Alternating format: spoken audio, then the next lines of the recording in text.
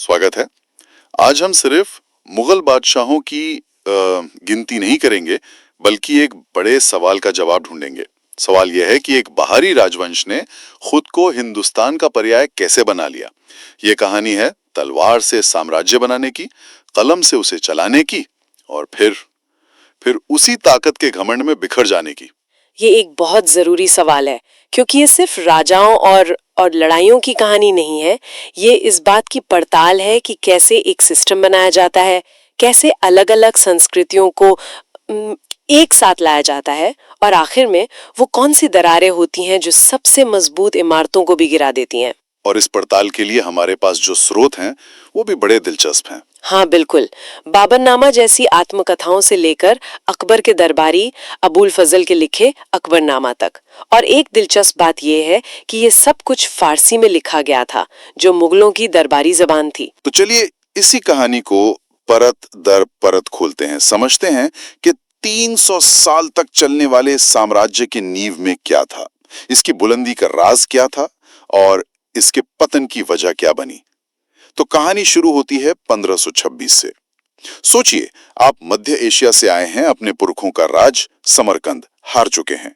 आपके पास एक छोटी लेकिन वफादार सेना है और आपके सामने है हिंदुस्तान की सबसे बड़ी ताकत, दिल्ली सल्तनत। आप क्या करेंगे? बाबर ने कुछ ऐसा किया जिसने लड़ाई का नक्शा ही बदल दिया। बिल्कुल, पानीपत की पहली लड़ाई वो सिर्फ एक जीत नहीं थी, वो टेक्नोलॉजी की जीत थी। बाबर अपने साथ तोपे और बारूद लेकर आए, एक ऐसी तकनीक जिससे हिंदुस्तान की सेनाएं उस वक्त कह सकते हैं वाकिफ नहीं थीं। अच्छा, मतलब उन्हें पता ही नहीं था कि ये क्या चीज है। हाँ, और इब्राहिम लोदी की जो विशाल सेना थी, जिसमें हजारों हाथी थे, वो बाबर की छोटी अनुशासित सेना और तोपखाने के सामने टिक ही नहीं पाई। उन तोपों ने एक तरह से पारंपरिक भारतीय किलों को लगभग बेमानी कर दिया था। ये एक मिलिट्री शॉक था। लेकिन यहाँ एक सवाल उठता है, बाबर ने तो तोपों के दम पर इतनी बड़ी सल्तनत को हरा दिया, तो फिर उसका बेटा हुमायूं वो अपना ही साम्राज्य कैसे हार गया? क्या बाबर कोई मजबूत सिस्टम छोड़कर नहीं गया था? ये बहुत अच्छा सवाल है। देखिए, बाबर एक बेहतरीन सेनापति था, इसमें कोई शक नहीं, लेकिन उसे साम्राज्य को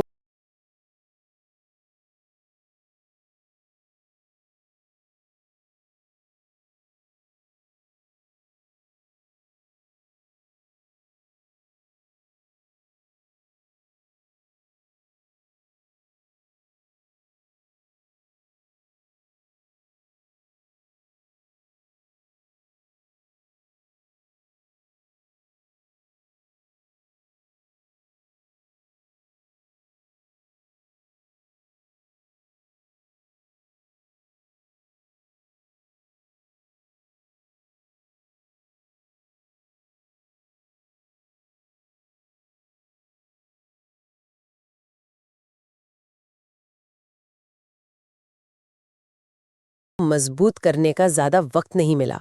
वो सिर्फ 4 साल ही तो राज कर पाया। उसने जमीन तो जीत ली थी, लेकिन उस जमीन पर शासन करने का जो ढांचा था, वो अभी भी कच्चा था। मतलब नींव अभी कमजोर थी। हाँ, तो हुमायूं को विरासत में एक अस्थिर साम्राज्य मिला, जिसके चारों तरफ दुश्मन थे, खासकर शेरशाह सूरी। उसका हारना और फिर 15 साल बाद फारस की मदद से वापस सत्ता हासिल करना, ये दिखाता है कि मुगल साम्राज्य की शुरुआती नींव कितनी नाजुक थी। तो यहाँ से कहानी में एक बड़ा मोड़ आता है, हुमायूं के बेटे अकबर के साथ। अकबर जब गद्दी पर बैठा तो उसकी उम्र सिर्फ 13 साल थी और साम्राज्य तो बस नाम मात्र का था। तो उसने ऐसा क्या किया कि मुगल साम्राज्य को असल पहचान उसी के नाम से मिली? अकबर के सामने सबसे बड़ी चुनौती यही थी कि एक विशाल जीते हुए साम्राज्य को सिर्फ तलवार के दम पर कैसे चलाया जाए। और यहीं पर उसकी दूरदर्शिता काम आई। उसने समझा कि हिंदुस्तान पर राज करना है तो सिर्फ ताकत से काम नहीं चलेगा, एक सिस्टम बनाना होगा। और इसी सोच से निकले उसके 2 सबसे बड़े प्रशासनिक सुधार। यहाँ से बात वाकई दिलचस्प हो जाती है। चलिए पहले सुधार को समझते हैं। पहला था मनसबदारी सिस्टम। असल में ये एक तरह का सेंट्रलाइज्ड लॉयल्टी प्रोग्राम था। सेंट्रलाइज्ड लॉयल्टी प्रोग्राम, ये तो सुनने में बहुत आधुनिक लगता है। ना? अकबर ने पुराने सामंतों को जमीन देने के बजाय अपने अधिकारियों को रैंक यानी मनसब और उसके हिसाब से सैलरी देना शुरू किया, और ये सब सीधे बादशाह से जुड़ा था। इसे आज के कॉरपोरेट स्ट्रक्चर जैसा समझ सकते हैं, जहां हर मैनेजर की एक रैंक, एक सैलरी और उसके अंडर काम करने वाले लोगों की संख्या तय होती है। बस यहाँ कर्मचारियों की जगह घुड़सवार सिपाही थे। अच्छा। इसका सबसे बड़ा फायदा ये हुआ कि सत्ता का केंद्र दिल्ली बना रहा, न कि दूर दराज के सूबेदार। ये सिर्फ एडमिनिस्ट्रेशन नहीं था, ये पावर को री इंजीनियर करना था। मतलब हर बड़े अधिकारी की वफादारी सीधे बादशाह के प्रति थी, किसी जमीन के टुकड़े के प्रति नहीं। ये तो कमाल का आइडिया था। और दूसरा सुधार क्या था? जाहिर है किसी भी साम्राज्य को चलाने के लिए पैसा चाहिए। यहाँ अकबर के नवरत्नों में से एक राजा तोडरमल का जबरदस्त दिमाग काम आया। उन्होंने 10 साला सिस्टम लागू किया। 10 साला? हाँ, इसमें किसी भी इलाके में पिछले 10 सालों की पैदावार और कीमतों का औसत निकालकर टैक्स तय किया जाता था। इसका बड़ा फायदा ये हुआ कि किसानों और सरकार दोनों को पहले से पता होता था कि कितना टैक्स देना है या लेना है। इससे अचानक पड़ने वाले बोझ से राहत मिली और साम्राज्य की आमदनी में एक जबरदस्त स्थिरता आई। तो इन दोनों सिस्टम्स ने मिलकर साम्राज्य को एक फौलादी ढांचा दे दिया। एक तरफ वफादार अफसरशाही, दूसरी तरफ एक स्थिर खजाना, और शायद इसी स्थिरता की वजह से अकबर दूसरे क्षेत्रों जैसे धर्म और संस्कृति पर भी ध्यान दे पाया। हाँ, और ये अकबर की विरासत का सबसे अहम हिस्सा है। उसने सुलेह कुल यानी सबके साथ शांति, बिल्कुल सबके साथ शांति की नीति अपनाई। उसने गैर मुसलमानों पर लगने वाला जजिया टैक्स हटाया, राजपूत राजकुमारियों से शादी की और उन्हें अपना धर्म मानने की पूरी आज़ादी दी। उसका दीन इलाही भले ही ज्यादा सफल ना हुआ हो, लेकिन ये उसकी सोच को दिखाता है कि वो एक ऐसा साम्राज्य बनाना चाहता था जो सिर्फ एक धर्म पर आधारित ना हो। अकबर की उसका एक नतीजा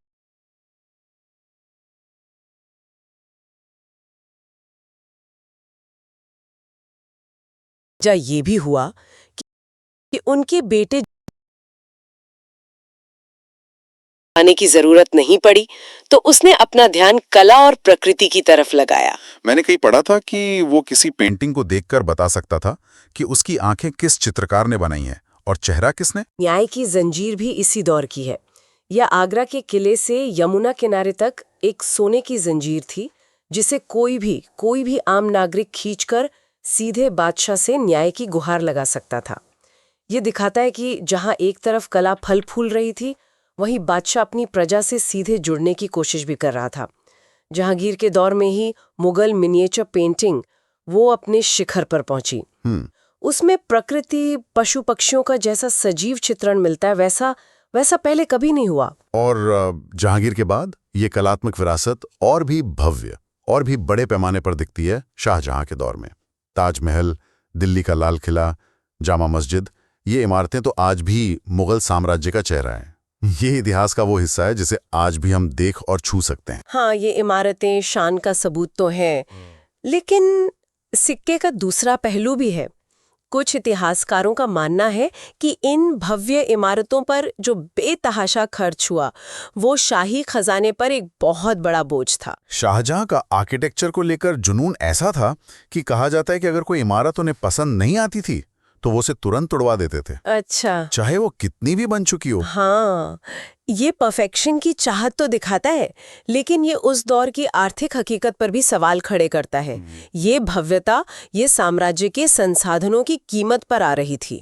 शाहजहां की भव्य इमारतें मुगल साम्राज्य के शिखर का प्रतीक थी, लेकिन हर शिखर के बाद एक ढलान आती है, और ये ढलान शुरू हुई उनके ही बेटे औरंगजेब के दौर में, जिसने साम्राज्य को इतना फैला दिया कि वो अपने ही वजन तले दबने लगा। औरंगजेब एक बहुत ही जटिल किरदार है।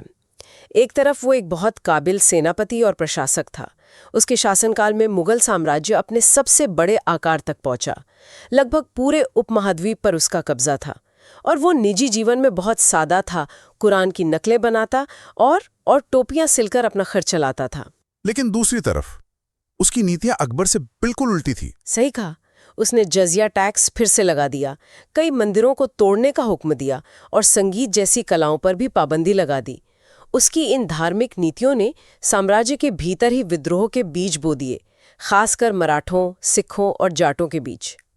और इसके अलावा उसने अपनी जिंदगी के आखिरी 25 साल दक्षिण भारत, डेक्कन में मराठों से लड़ते हुए बिता दिए। इन लड़ाइयों ने साम्राज्य को आर्थिक रूप से खोखला कर दिया। तो यहाँ एक बड़ा सवाल खड़ा होता है, क्या कोई साम्राज्य बहुत ज्यादा बड़ा या बहुत ज्यादा कठोर हो सकता है? औरंगजेब ने साम्राज्य को उसकी भौगोलिक सीमा तक तो पहुंचा दिया, लेकिन क्या उसने उसकी रूह को ही खत्म कर दिया? ये एक बहस का मुद्दा है। औरंगजेब के बाद मुगल साम्राज्य वो ताश के पत्तों की तरह बिखरने लगा। तो सवाल ये उठता है कि इतना बड़ा साम्राज्य आखिर बिखरा कैसे? इस पर इतिहासकारों में भी अलग अलग राय है। कुछ लोग सीधे तौर पर औरंगजेब की नीतियों को जिम्मेदार मानते हैं, जिनसे साम्राज्य का जो सामाजिक ताना बाना था वो कमजोर पड़ गया। और बाकी इतिहासकारों का क्या मानना है? कुछ कहते हैं कि ये एक नेचुरल प्रोसेस था। साम्राज्य इतना बड़ा और विविध हो गया था कि दिल्ली में बैठा एक बादशाह उसे कंट्रोल नहीं कर सकता था। उसका टूटना तय था। इसे इंपीरियल ओवरस्ट्रेच कहते हैं। इंपीरियल ओवरस्ट्रेच? हाँ।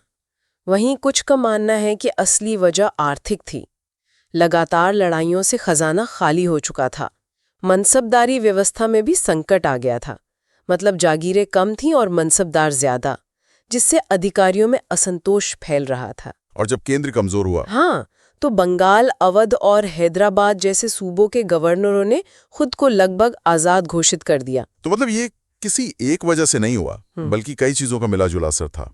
कमजोर उत्तराधिकारी, खाली खजाना, अंदरूनी विद्रोह और बाहरी आक्रमण, जैसे नादिर शाह का दिल्ली पर हमला। जो मजबूत केंद्रीय सत्ता अकबर ने बनाई थी वो पूरी तरह बिखर गई। तो ये थी मुगल साम्राज्य की कहानी। बाबर की तोपों से शुरू होकर अकबर के बनाए सिस्टम से बुलंदी पर पहुंची, शाहजहां की संगमरमरी इमारतों में अपनी शान दिखाई, और फिर औरंगजेब के विशाल लेकिन बिखरे हुए साम्राज्य के साथ अपने पतन की ओर बढ़ गई। ये साफ है कि इन 300 सालों ने हिंदुस्तान के राजनीतिक, सांस्कृतिक और प्रशासनिक ताने बाने को हमेशा के लिए बदल दिया। और अंत में एक सवाल सोचने के लिए छोड़ जाते हैं। हमने देखा कि कैसे एक मजबूत, दूरदर्शी सिस्टम साम्राज्य को स्थिरता देता है, जिससे कला और संस्कृति फलती फूलती है, और कैसे कठोर नीतियां या आर्थिक कमजोरियां उसी साम्राज्य को बिखेर देती हैं। सोचने वाली बात यह है कि आज के भारत की प्रशासनिक व्यवस्था में, हमारी भाषा में, हमारे खाने पीने और हमारी वास्तुकला में मुगल साम्राज्य की कौन-कौन सी विरासतें आज भी जिंदा हैं, शायद उन रूपों में जिनके बारे में हम सोचते भी नहीं।